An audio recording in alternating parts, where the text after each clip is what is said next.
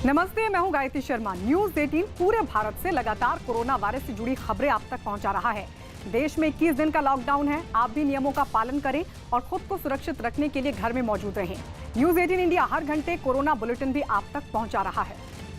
केंद्र सरकार ने कोरोना से बचने के लिए एक एडवाइजरी जारी की है। सरकार ने लोगों से अपने घरों से बाहर निकलने से पहले मुंह ढकने की अपील की है, जिसके लिए लोगों को घरों पर ही बनाए गए फेस कवर इस्तेमाल करने की सलाह दी गई है।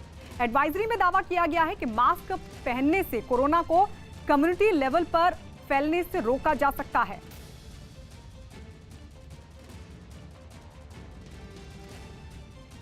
कोरोना वायरस के खतरे से निपटने के लिए एनडीएमसी ने झील इलाके में सैनिटाइजेशन करवाया। सड़कों में और खुले इलाके में टैंकर से छिड़काव किया गया, जबकि दुकान के तालों जैसी छोटी छोटी चीजों पर सैनिटाइजेशन डिस्पेंसर का इस्तेमाल किया गया। एडीएमसी के अधिकारी के मुताबिक 6000 लीटर की क्षमता वाली टैंकर जैसी 20 गाड़ियां हर रोज सैनिटाइजेशन का काम कर रही हैं। तो दिल्ली के झील इलाके में छिड़काव किया गया, जिसकी तस्वीरें भी हम आपको दिखा रहे हैं। दरअसल केमिकल का ये छिड़काव हुआ सैनिटाइजेशन के लिए, और जो छोटी छोटी चीजें थी जैसे दुकानों पे लगे ताले, उनको भी सैनिटाइज किया गया। एडीएमसी के अधिकारी के मुताबिक 6000 लीटर की क्षमता वाले टैंकर जैसी 20 गाड़ियां हर रोज सैनिटाइजेशन का ये काम कर रही हैं। तो झील इलाके की तस्वीरें हम आपको दिखा रहे हैं, जहां पर सैनिटाइजेशन हुआ।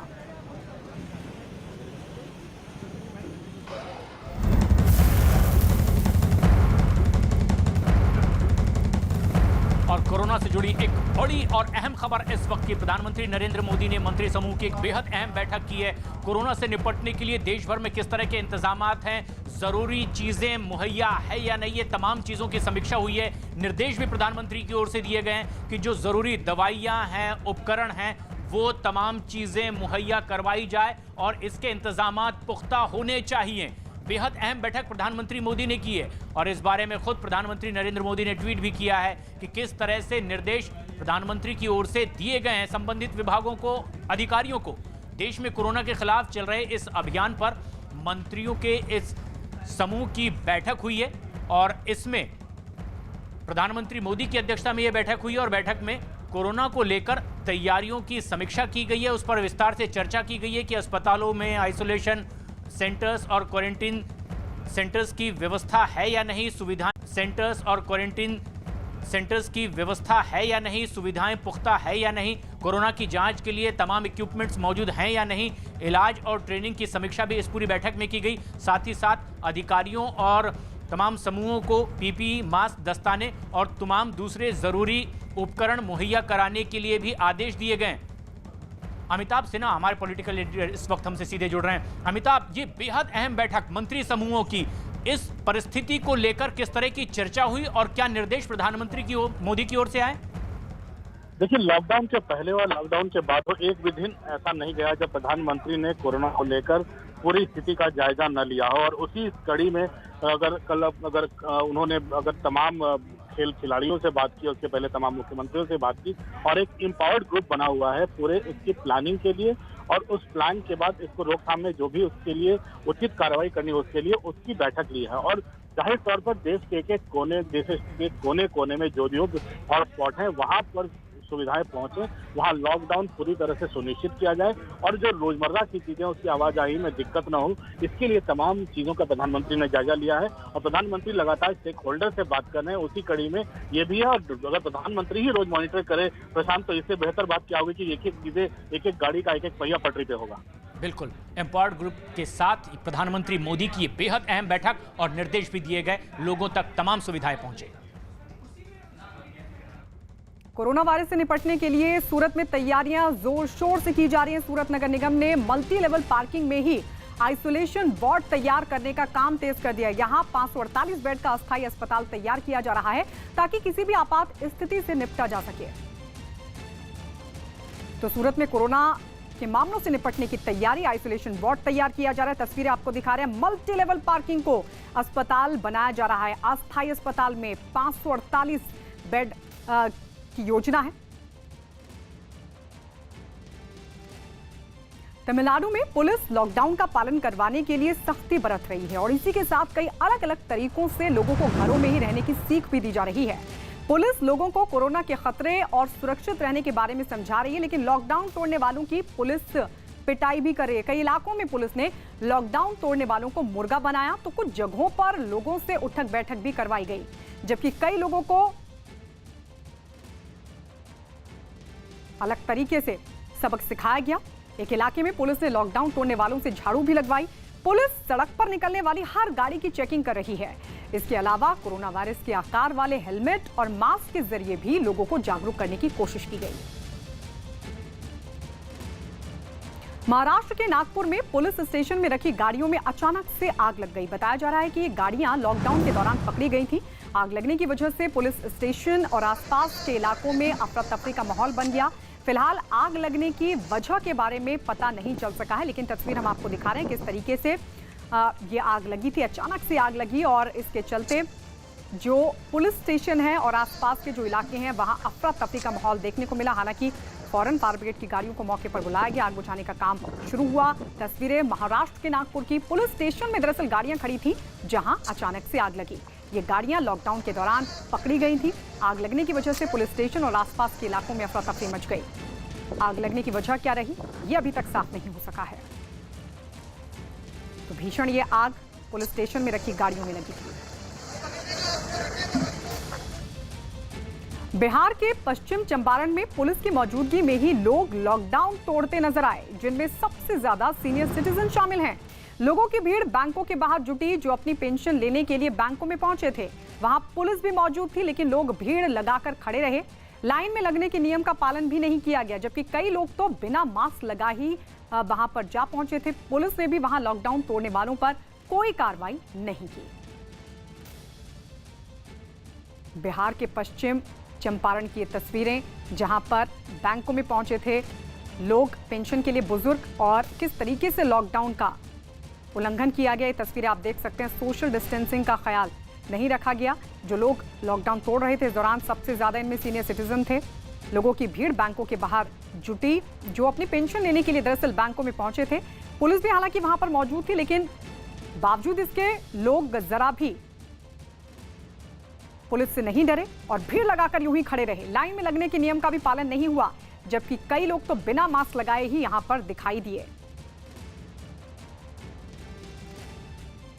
एक तरफ पुलिस का अमला कोरोना वायरस की वजह से लगे लॉकडाउन के दौरान अपनी मुस्तैदी से लोगों को घरों में ही रहने की कवायद में जुटा है। दूसरी तरफ वो कुछ ऐसे काम भी कर रहा है ताकि लॉकडाउन की वजह से लोगों को ज्यादा परेशानी का सामना ना करना पड़े। ऐसा ही रेलवे प्रोटेक्शन फोर्स यानी कि आरपीएफ ने आज हजरत निजामुद्दीन इलाके में छोटी सी पहल करके खुद को कोरोना योद्धा होने का सबूत पेश किया। आरपीएफ की एक टीम ने पहले तो निजामुद्दीन के इलाके में सैनिटाइजेशन का काम किया और उसके बाद वहां गरीबों को खाने की जो चीजें थी वो भी बांटी गई। ये इलाका दरअसल तबलीगी जमात के कार्यक्रम के बाद से ही पूरी तरीके से क्वारंटीन कर दिया गया है।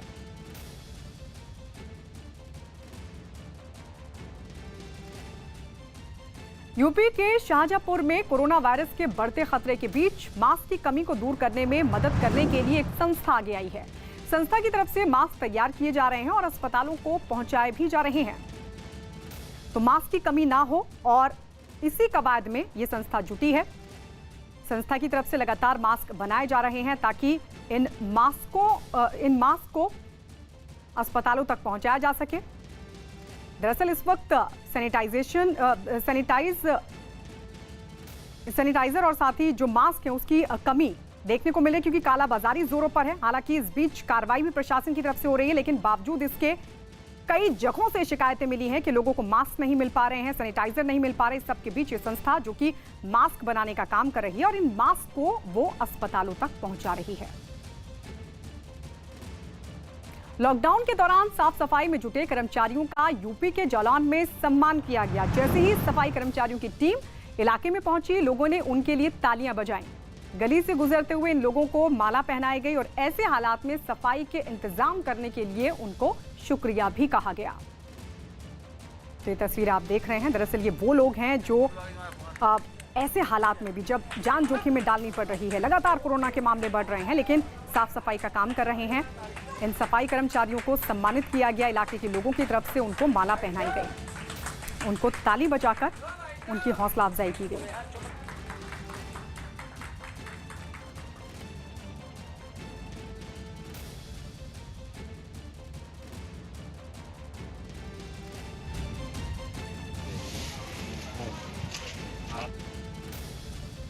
दिल्ली के निजामुद्दीन मरकज आए बिहार के किशनगंज के 13 लोगों की टेस्ट रिपोर्ट आ चुकी है। इन सभी की रिपोर्ट नेगेटिव आने पर इलाके के लोगों ने राहत की सांस ली। दिल्ली से लौटे इन सभी लोगों को एक मस्जिद में क्वारंटीन किया गया था। तो इन सभी की रिपोर्ट आ चुकी है। दरअसल जांच के लिए सैंपल भेजे गए थे, लेकिन राहत की बात ये रही कि इन सभी की जो रिपोर्ट है वो नेगेटिव आई है। इन सभी को मस्जिद में क्वारंटीन किया गया था। आपको ये भी बता दें, दिल्ली के निजामुद्दीन मरकज से ये लौटे थे बिहार के किशनगंज के 13 लोग, जिनकी जो सैंपल थे वो जांच के लिए भेजे गए थे, लेकिन अब वो टेस्ट रिपोर्ट आ चुकी है। सभी की रिपोर्ट नेगेटिव आई है। भागलपुर पुलिस को निजामुद्दीन के तबलीगी मरकज में आने वालों की लिस्ट मिली है। ये लिस्ट दिल्ली पुलिस की ओर से दी गई है, जिसमें 12 लोगों के नाम शामिल हैं। हालांकि इन 12 लोगों में से 8 को दिल्ली में ही क्वारंटीन किया गया है, जबकि बाकी के 2 लोगों को उनके घर पर ही क्वारंटीन किया गया है।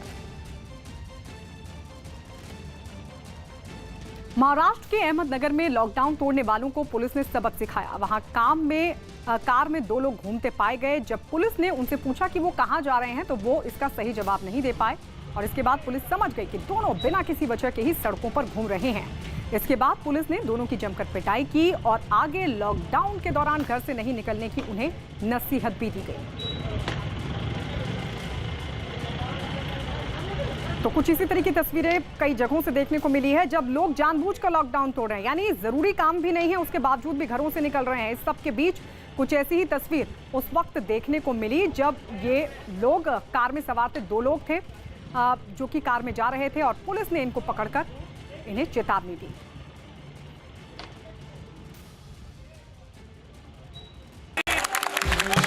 जब आप गांव से लेकर मेट्रो तक की सफर तय करते हैं, तब आपको मुद्दे पता चलते हैं। आप भी आइएगा जरूर बाजी। क्या बात, thank you so much. Mumbai के करीब भिवंडी में लॉकडाउन के दौरान सब्जी मंडी में भारी भीड़ दिखाई दी। सोशल डिस्टेंसिंग को नजरअंदाज कर लोग सब्जियों की खरीदारी करने पहुंचे। सरकार और प्रशासन की लगातार अपील के बावजूद कई जगह लोगों की भीड़ यूं ही दिखाई दी।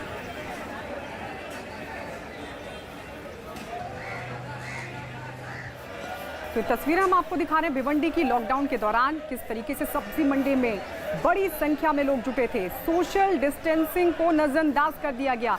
लोग सब्जियों की खरीदारी करने के लिए पहुंचे थे। सरकार और प्रशासन की तरफ से लगातार ये अपील की जा रही है और चेतावनी भी दी जा रही है कि अगर कोई भी लॉकडाउन तोड़ेगा तो उसके खिलाफ कार्रवाई होगी। अपील भी की जा रही है। लोगों से कहा जा रहा है कि कोरोना से बचने के लिए ज़रूरी है कि लोग सोशल डिस्टेंसिंग का ख्याल रखें, लेकिन बावजूद इसके भिवंडी की तस्वीर आपके सामने, सब्जी मंडी में किस तरीके से लोग बड़ी संख्या में जुटे और सोशल डिस्टेंसिंग का जरा भी ख्याल नहीं रखा गया।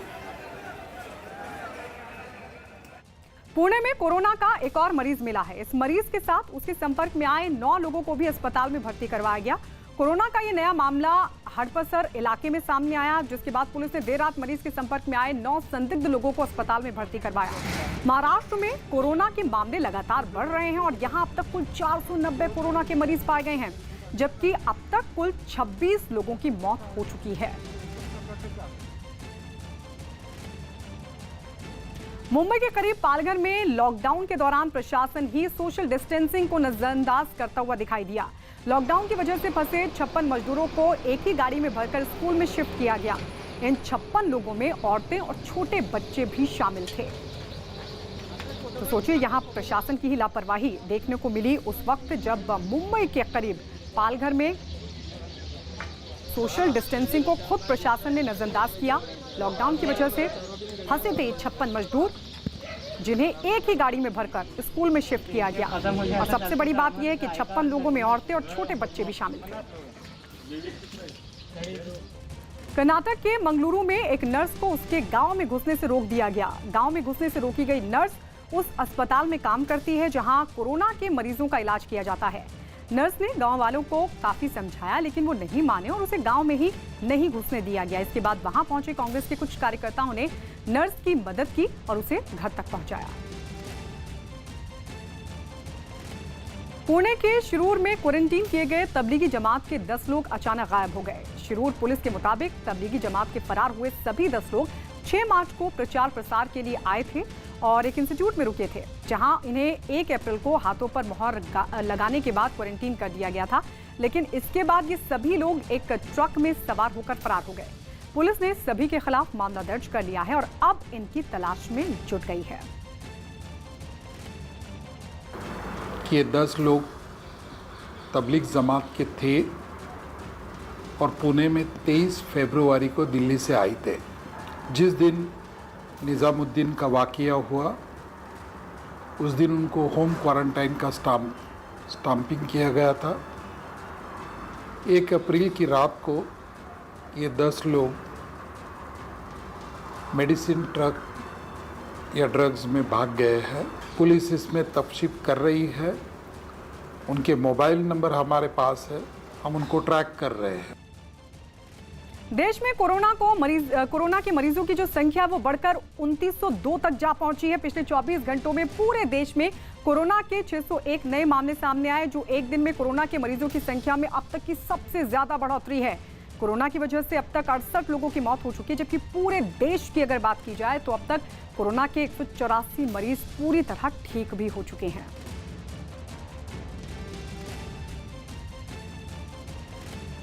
कोरोना मामले में देश के 14 हॉटस्पॉट में से एक महाराष्ट्र के पुणे में पिछले 24 घंटों के दौरान कोरोना के 14 नए मामले सामने आए। पुणे जिले के हडपसर और पिरंगुट इलाके में कोरोना पॉजिटिव मरीज मिले हैं और इसी के साथ पुणे में कोरोना पॉजिटिव मरीजों की जो संख्या है वो 74 तक जा पहुंची है। महाराष्ट्र में कोरोना वायरस के मरीजों की संख्या अब 490 का आंकड़ा भी पार कर चुका है, जबकि कोरोना से पीड़ित 26 लोगों की मौत हो चुकी है।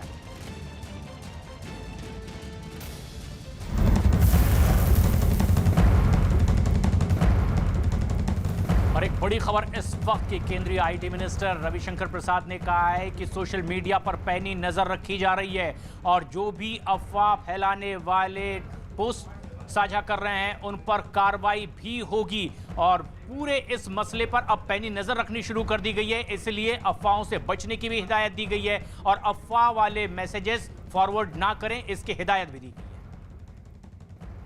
मैं सारे सोशल मीडिया प्लेटफॉर्म से अपेक्षा करूंगा कि इस चुनौती भरे समय में कृपया करके जिम्मेवारी का परिचय दें, उत्तरदायी बने और संवेदनशील बने और ऐसा कोई भी पोस्ट या वीडियो अपने प्लेटफॉर्म पर नहीं चलाएं जिससे कोरोना की लड़ाई कमज़ोर होती है। ऐसा वो करेंगे तो सरकार को मजबूरन उनके खिलाफ कार्रवाई करना पड़ेगा। दिल्ली में कोरोना के मरीजों की संख्या लगातार बढ़ रही है। दिल्ली में कोरोना पॉजिटिव लोगों की संख्या अब तक 386 तक जा पहुंची है। महज 24 घंटों में दिल्ली में कोरोना के 165 नए मामले सामने आए हैं। दिल्ली के कुल 386 मरीजों में 259 मामले तबलीगी मरकज से जुड़े हुए हैं। पिछले 24 घंटों में 2 की मौत के साथ दिल्ली में कोरोना से मरने वालों का जो आंकड़ा है वो 6 तक जा पहुंचा है, जबकि 10 मरीज ठीक हो चुके हैं। मरकज के हैं, मरकज मस्जिद के हैं, यानी 67% लोग जो हैं सिर्फ एक ही जगह से हैं। बाकी पूरी दिल्ली के जो बाकी पेशेंट है वो सिर्फ 33% है। और ये सारे पेशेंट जो आए थे इकट्ठे, 2 दिन से कोई नया पेशेंट तो नहीं आया है, पर उनकी टेस्टिंग रिपोर्ट्स आ रही हैं। तो आज भी काफ़ी सारे लोगों की रिपोर्ट वेटेड है। आज मुझे लगता है जो हॉस्पिटल में उनकी रिपोर्ट्स तो आज आ जाएंगी, बाकी जो क्वारंटाइन में उनकी रिपोर्ट्स भी 2-3 दिन में सबकी आएगी। तो उसी की वजह से नंबर जो बढ़ा है। दौसा में एक पॉजिटिव केस सामने आने के बाद शहर में कर्फ्यू लगा दिया गया। बावजूद इसके कई इलाकों में लोग कर्फ्यू तोड़ते हुए भी दिखाई दिए। पुलिस ने सख्ती की। पुलिस के जवानों ने जहां भी भीड़ को देखा लाठियां भांजकर लोगों को घरों तक भेजा। पुलिस ने गश्त कर शहर के इलाकों में, गलियों में, सड़कों पर, दुकानों पर जमा लोगों पर जमकर लाठियां भांजी। हिदायत दी गई कि वो घरों से ना निकले। ये देखिए तस्वीरें। अब पुलिस को ये करना पड़ रहा है क्योंकि लोग नहीं मान रहे हैं। लोगों से लगातार ये अपील की जा रही है कि आप घरों के अंदर मौजूद रहें। बावजूद इसके लोग इधर उधर घूमते हुए दिखाई दे रहे हैं। और सबके बीच ये तस्वीर हम आपको दिखा रहे हैं राजस्थान के दौसा की, जहां पर पुलिस ने ऐसे लोगों पर जमकर कार्रवाई की। उन पर लाठियां भांजी गई। जो लोग दुकान पर खड़े थे, घर के बाहर खड़े थे, उन सबको घरों के भीतर धकेल दिया गया। लगातार अपील का भी लोगों पर असर नहीं हो रहा। ये देखिए दुकान पर किस तरीके से बेवजह लोग खड़े हुए दिखाई दे रहे हैं। सड़कों पर घूम रहे हैं, गलियों में घूम रहे हैं, अपने घरों के बाहर खड़े हैं। और ऐसे लोगों को पुलिस ने अब इस तरीके से सबक सिखाने की ठान ली है। कई जगहों पर लाठीचार्ज किया गया और उनमें से एक राजस्थान का दौसा भी है।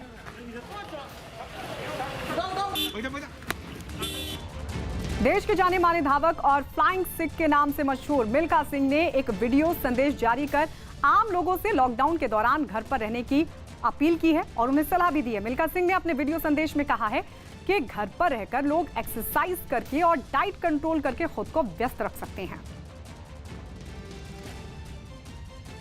तबलीगी जमात के प्रमुख मौलाना साद ने क्राइम ब्रांच के नोटिस का जवाब दिया है। अपने जवाब में मौलाना साद ने कहा है कि वो सेल्फ क्वारंटीन में है और फिलहाल मरकज बंद है।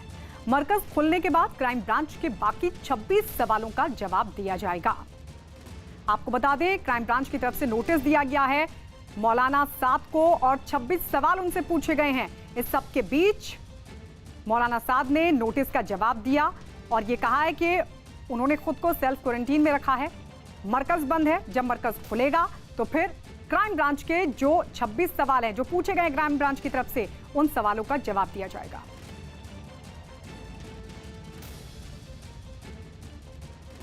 देश भर में लॉकडाउन लागू होने की वजह से गरीबों और मजदूरों के सामने 2 वक्त के खाने का जो संकट है वो सबसे बड़ी चुनौती बना हुआ है और ऐसे ही लोगों की मदद के लिए प्रयागराज में कुछ लोगों ने कम्युनिटी किचन की शुरुआत की ताकि जरूरतमंदों को खाना खिलाया जा सके। इसके लिए कम्युनिटी किचन में कुछ लोग पूड़ियां बनाते दिखाई दिए, जबकि कई लोग अलग अलग डिब्बों में पूड़ी और सब्जी पैक करते नजर आए। अवधि है लॉकडाउन की, उस अवधि तक इनका कम्युनिटी किचन इसी तरह चलता रहेगा और जो लोग भी जरूरतमंद हैं उनको भोजन इसी तरह से वो उपलब्ध कराते रहेंगे। खाना लेने के लिए कम्युनिटी किचन के बाहर कई लोग एक लाइन में खड़े दिखाई दिए, जिनमें कुछ महिलाएं और बच्चे भी शामिल रहे। कोरोना वायरस न फैले इसके लिए सोशल डिस्टेंसिंग का भी ध्यान रखा गया और लोगों को एक दूसरे से दूर खड़ा किया गया। लाइन में लगे लोगों को सबसे पहले सैनिटाइजर दिया गया ताकि वो अपने हाथ साफ कर सकें। उसके बाद ही उन्हें खाने के पैकेट दिए गए। शाम के भोजन में हम कढ़ी और चावल रखते हैं या तहरी रखते हैं और दोपहर के भोजन में पूड़ी और सब्जी रखते हैं। यूपी के गोंडा में लॉकडाउन की वजह से घरों में कैद कुछ बच्चों ने लोगों को जागरूक करने की कोशिश शुरू की। इन बच्चों ने मोबाइल पर कोरोना से बचाव के लिए सावधानी बरतने की सलाह देते हुए वीडियो बनाया है और उसे सोशल मीडिया पर भेजकर लोगों से सुरक्षित रहने की अपील की है। सोशल मीडिया पर बच्चों के वीडियो वायरल हुए हैं।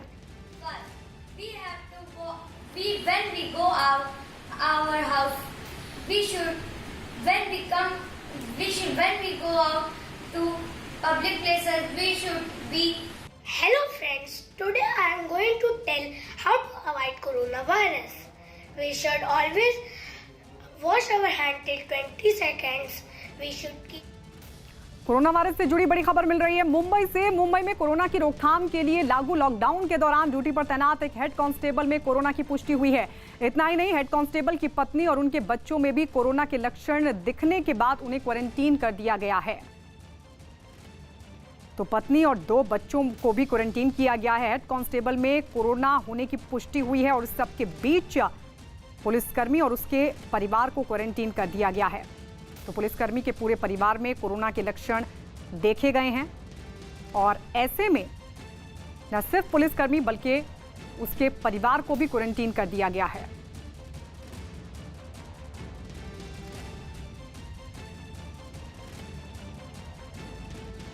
कोरोना वायरस की वजह से लागू किया गया लॉकडाउन अगर लोगों को घरों में रहने को मजबूर कर रहा है तो इस लॉकडाउन ने उन बेजुबान जानवरों की मुश्किलें जरूरत से ज्यादा बढ़ा दी जो राहगीरों पर ही निर्भर रहते हैं।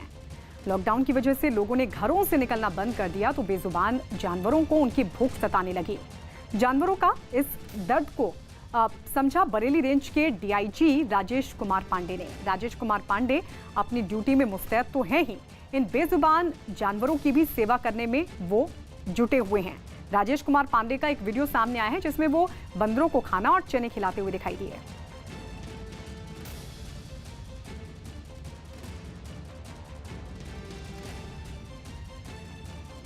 उधर उत्तर प्रदेश के संभल में लॉकडाउन के दौरान बंदर भी खाने के लिए भटक रहे हैं। इन बंदरों को खाना खिलाने के लिए एक आदमी आगे आया जो रोज खाना लेकर इन बंदरों के बीच पहुंचता है। खाना लेकर आता देख इस आदमी के आसपास बंदरों की भीड़ लग जाती है। तस्वीर हम आपको दिखा रहे हैं। ये बेजुबान जानवर जो अब सिर्फ 2 वक्त की रोटी के लिए इधर उधर भटक रहे हैं। इस सबके बीच ये शख्स जो कि रोज यहाँ पर खाना बनाकर पहुँचता है और इन बंदरों के लिए खाना लेकर आता है और जब ये शख्स यहाँ पर पहुँचता है, ये आदमी यहाँ पहुँचता है तो फिर बंदरों की भीड़ इस आदमी को घेर लेती है। यूपी के हाथरस में तबलीगी जमात से लौटे 4 लोग कोरोना पॉजिटिव पाए गए जिससे हड़कंप मच गया है। देर रात रिपोर्ट आने के बाद चारों मरीजों को आइसोलेट कर दिया गया है। इनके अलावा तबलीगी जमात से लौटे कुल 32 लोगों को भी क्वारंटीन किया गया। जानकारी के मुताबिक फिलहाल इन 32 लोगों में से सिर्फ 12 लोगों की ही रिपोर्ट सामने आई है, जिनमें से 4 लोग कोरोना पॉजिटिव हैं। तो बताया जा रहा है कि ये लोग जो कि तबलीगी जमात से जुड़े हैं, इन्हें फिलहाल आइसोलेट कर दिया गया है देर रात इनकी रिपोर्ट आने के बाद। यूपी के हाथरस का ये मामला है। तबलीगी जमात से लौटे हैं ये 4 लोग कोरोना पॉजिटिव पाए गए हैं।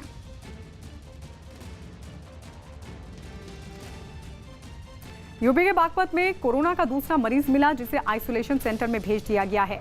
ये मरीज नेपाल का रहने वाला बताया जा रहा है, जो तबलीगी जमात में शामिल होकर बागपत पहुंचा था। पुलिस ने तबलीगी जमात से आए 249 लोगों को क्वारंटीन किया था। इसमें से 7 लोगों में लक्षण पाए गए। 2 दिन पहले ही इनके सैंपल भेजे गए थे, जिनमें एक की रिपोर्ट आ चुकी है। बाकी 6 लोगों की रिपोर्ट का प्रशासन इंतजार कर रहा है। और अब बात जम्मू की, जहां पर आपको बता दें, दरअसल मामला सामने आया है। जम्मू में कोरोना वायरस को लेकर प्रशासन की तरफ से भी लगातार अपील की जा रही है। और इस सब के बीच जम्मू में इलाज के बाद जब एक महिला लौटी, तो उसके बाद उसका किस तरीके से स्वागत हुआ, ये तस्वीरें हम आपको दिखा रहे हैं। महिला और उनके परिवार वालों ने अस्पताल प्रशासन का आभार तो जताई ही, 20 दिन के इलाज के बाद ये महिला अपने घर लौटी। परिवार वालों ने हाथ हिलाकर मेडिकल कॉलेज के डॉक्टर, दूसरे स्टाफ का आभार जाहिर किया।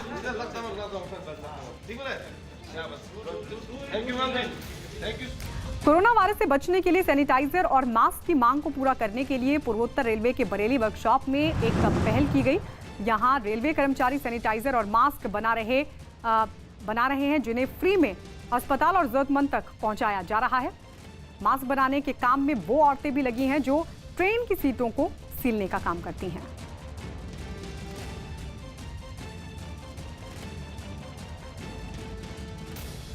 जो कि हॉस्पिटल को, लाइन कर्मचारियों को और कारखाने के कर्मचारियों को उपलब्ध कराया है। इसके अतिरिक्त मास्क बना रहे हैं।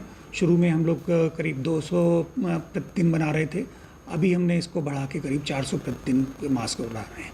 ये मास्क भी लाइन कर्मचारियों को उपलब्ध कराया जाएगा एवं जो कारखाने में कार्यरत कर्मचारी हैं उनको उपलब्ध कराया जा रहा है। उधर दिल्ली में कोरोना के लगातार बढ़ते मरीजों के बीच जीबी पंत अस्पताल के डॉक्टरों ने बड़ा आरोप लगाया है। अस्पताल के स्टाफ का आरोप है कि टेस्ट किट की कमी की वजह से संदिग्ध मरीजों में कोरोना की जांच नहीं हो पा रही है। इतना ही नहीं, अस्पताल के स्टाफ का यह भी आरोप है कि एक दिन पहले 3 मरीजों की कोरोना टेस्ट के लिए सिफारिश किए जाने के बावजूद उनका टेस्ट नहीं किया गया। अस्पताल के स्टाफ का आरोप है कि इस बीच इनमें एक 24 साल के मरीज की मौत हो चुकी है और उनका शव उनके परिवार को सौंप भी दिया गया है। आरोप है कि डॉक्टर की लिखित सिफारिश के बावजूद शव को परिवार को सौंपने से पहले भी इसका टेस्ट नहीं किया गया और ऐसे में अस्पताल के स्टाफ ने मरीज का इलाज करने वाले सभी कर्मचारियों को खतरे में बताया। साथ ही लापरवाही की वजह से कोरोना फैलने का खतरा बढ़ने का भी दावा किया गया। नर्सिंग स्टाफ बिल्कुल फ्रंट लाइन में आकर के काम कर रहा है और करेगा, उसके हौसले बुलंद हैं, लेकिन लापरवाहियों के साथ और सामान के अभाव के साथ में अपने प्रोडक्शन इक्विपमेंट के बिना काम करना नामुमकिन है। और जैसा कि कल की घटना देखी गई है, सारे बच्चे हमारे डर गए थे और प्रशासन द्वारा पूरे जिम्मेदार प्रशासन को, एमएस सब लोगों को हमने अवगत कराया था। उनके द्वारा कोई कदम नहीं उठाया गया और बिना टेस्ट कराए उसका पार्थिव शरीर दे दिया गया मरीज का। ये दोबारा ये घटना नहीं होनी चाहिए। और चलिए इस वक्त हमारे साथ सुदेश भोसले जुड़ गए हैं, जो किसी पहचान की मोहताज नहीं है। बहुत बहुत स्वागत है न्यूज़ 18 इंडिया पर। Sudesh ji, how is the जोश, सबसे पहले ये बताइए। हाय सर, हाय मैडम जी। लॉकडाउन को कई दिन हो चुके हैं सर, कैसा महसूस कर रहे हैं? काल का महसूस कर रहे हैं और जहां देखो सिर्फ पंछी और जानवर नजर आ रहे, हरियाली बढ़ रही है तो अच्छा ही लग रहा है और पोल्यूशन भी कम हुआ है, ऐसा सुना है जी। तो मेरे ख्याल से ये कुदरत ने हमें एक जबरदस्ती जो है ना कंपलसरी छुट्टी दी है, तो मेरे ख्याल से कुदरत के मन में कुछ होगा। इस पूरे वातावरण को स्वच्छ करने के लिए शायद ये कदम उठाया होगा कुदरत ने। जी सर वैसे तो सभी एंजॉय कर रहे हैं अपने अपने घरों पर, लेकिन मनोरंजन बहुत जरूरी है। और मुझे लगता है कि अगर आपसे इसके लिए ना कहा जाए तो शायद बेमानी होगा। सर दर्शकों के लिए इस वक्त आप अगर कुछ कर पाए तो कोई मिमिक्री या कुछ गा पाए, कुछ सुना पाए। हेलो सर, आवाज मिल रही है आपको? सुदेश जी सुन पा रहे हैं क्या आप? बंद हो गया। चलिए सुदेश जी के पास हम दोबारा से लौटने की कोशिश करेंगे। इस सब के बीच आपको अहम खबर भी बता दें, कोरोना वायरस के बढ़ते संक्रमण को देखते हुए महाराष्ट्र सरकार ने एक नया आदेश जारी कर लोगों को घरों में ही रहने और अपने धार्मिक काम करने का आदेश दिया है। महाराष्ट्र सरकार ने अपने नए आदेश में साफ कहा है कि अगर किसी को सड़क पर नमाज पढ़ते देखा गया तो उसके खिलाफ कानूनी कार्रवाई होगी। मुंबई में कोई भी व्यक्ति अगर रास्ते पर नमाज पढ़ेगा या फिर पूजा करता हुआ दिखाई देगा तो पुलिस फौरन उसके खिलाफ एफआईआर दर्ज करेगी। गार्डियन मंत्री असलम शेख ने मुंबई पुलिस कमिश्नर को यह आदेश दिए हैं।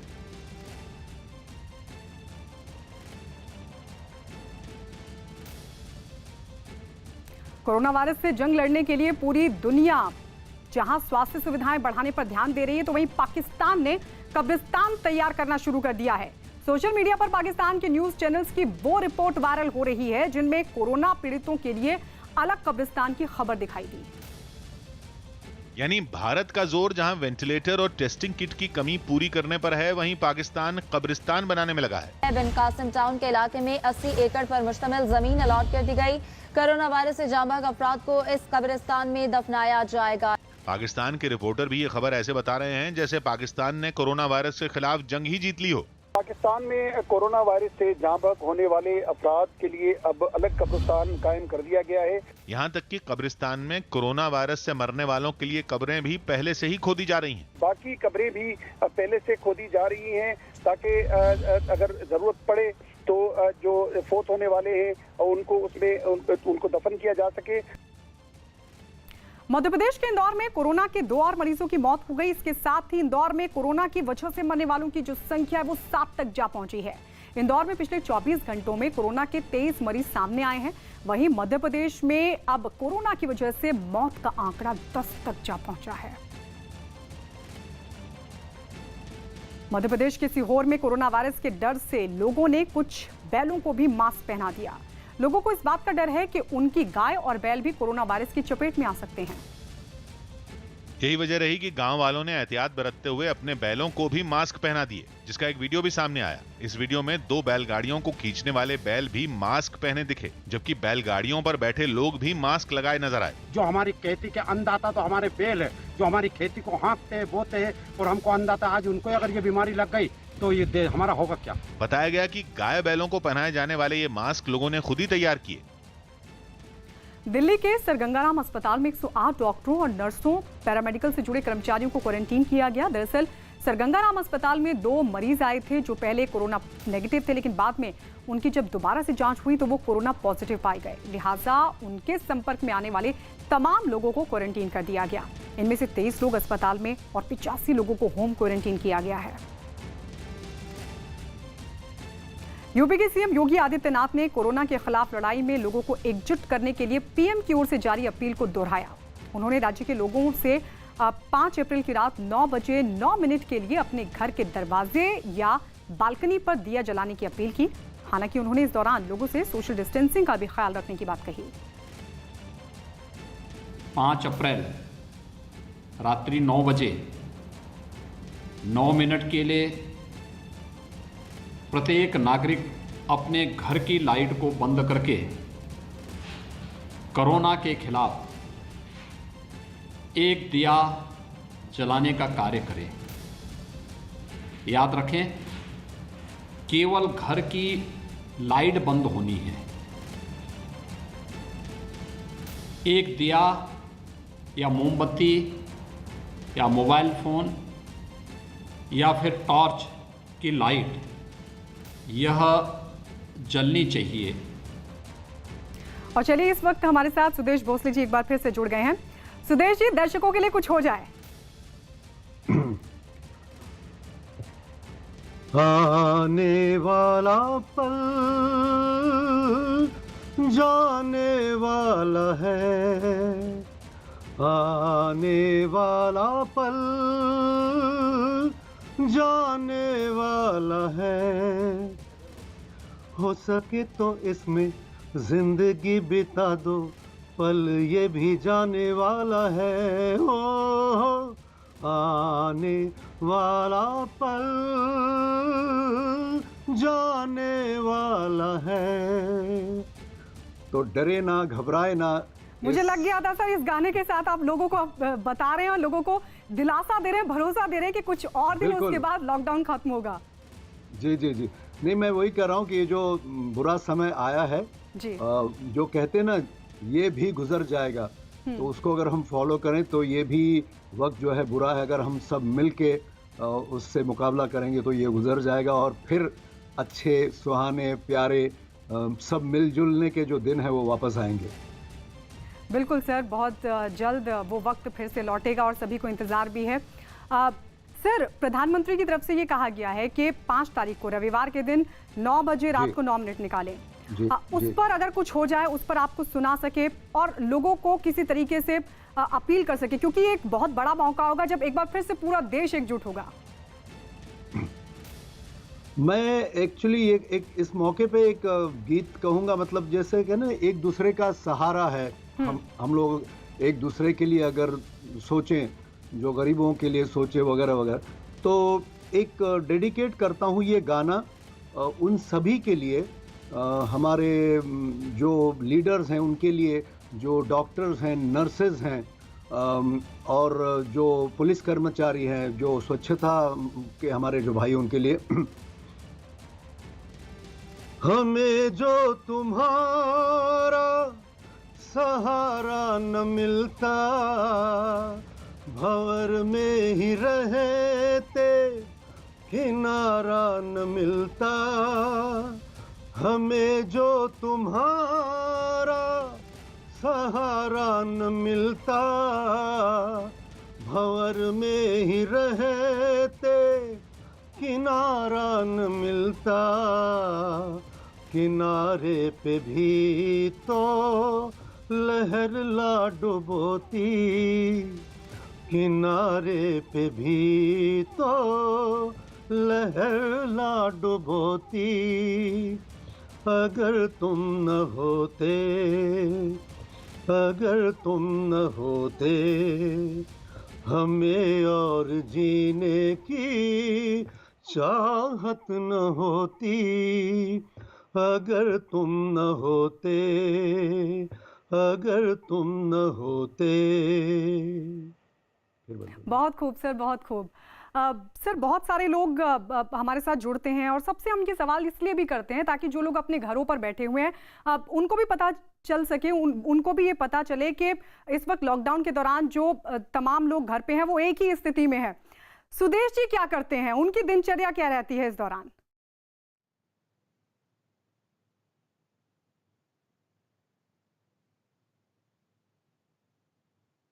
सुदेश जी,